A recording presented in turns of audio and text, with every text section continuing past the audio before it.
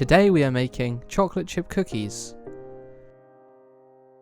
We'll need 100 grams of brown sugar, 100 grams of white sugar, 115 grams of unsalted butter, 2.5 grams of baking powder, 185 grams of all-purpose flour, and finally some chopped chocolate and some chopped chestnuts.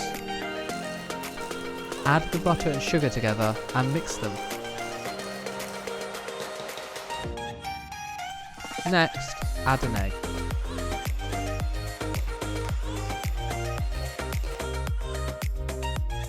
Add half of the flour first and add the rest later.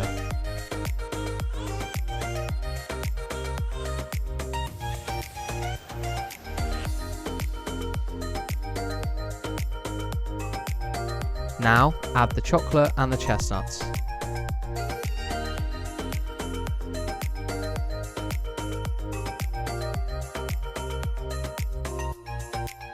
Set your oven for 180 degrees Celsius and bake your dough for 12 to 14 minutes.